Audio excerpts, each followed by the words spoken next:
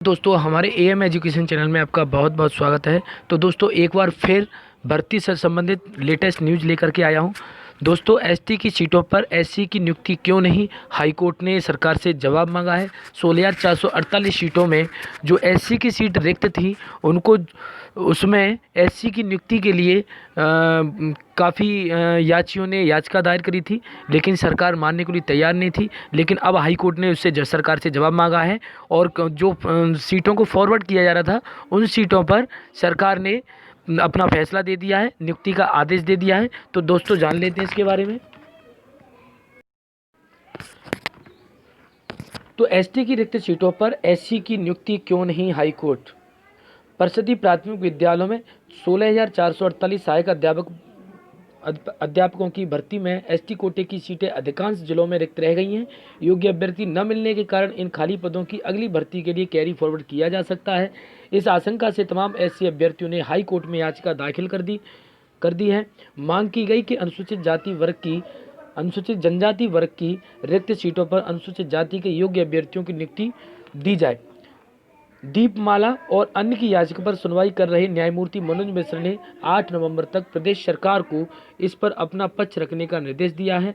याचिका अधिवक्ता सीमांत सिंह के मुताबिक 16 जून 2016 को 16,448 पदों पर भर्ती के लिए विज्ञापन जारी किया गया। याचिका ने एससी कोटे के तहत आवेदन किया।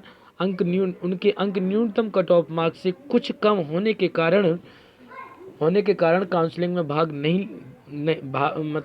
शामिल नहीं किया गया।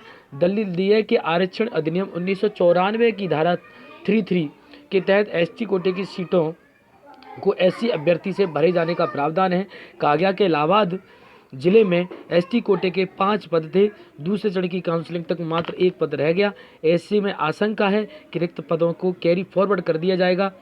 ऐसी कैरी फॉरवर्ड पदों की नियुक्ति के लिए सरकार ने कैरी फॉरवर्ड पदों की नियुक्ति का आदेश इलाहाबाद हाई कोर्ट ने दे दिया है। प्राथमिक विद्यालयों में 16,480 सहायक अध्यापक पदों की नियुक्ति के मामले में हाई कोर्ट ने विशेष आरक्षित कोटे को कैरी फॉरवर्ड होने वाले पदों पर नियुक्ति के आदेश दे दिया है। कोर्ट ने एससी कोटे की रिक्त बची सीटों को एससी से भरने के लिए सरकार को आदेश दिया है और जल्दी से जल्दी कुशीनगर के राजीव कुमार रजोड़ा और अन्य अभ्यर्थियों की याचिका पर न्यायमूर्ति विपिन सिन्हा ने यह आदेश दिया और जल्दी से जल्दी ये सीटें भर जाएंगी। तो दोस्तों इसी प्रकार एसटी सीट की जो 69,000 शिक्षक भर्ती में एसटी की 1133 सीटों को एससी में कन्वर्ट करने के लिए पूरी तरह से जियो पास है और यह एक प्रूफ आपके सामने पेश है कि हाई कोर्ट ने इस पर नियुक्ति का आदेश दे दिया है। तो दोस्तों आपको ज़्यादा से ज़्यादा धरना देना है और अधिक से अधिक लोगों को वहां पर पहुंचना है और पूरी तरह से आपको भर्ती के लिए अडिग रहना है जब तक सरकार झुक ना जाए। सरकार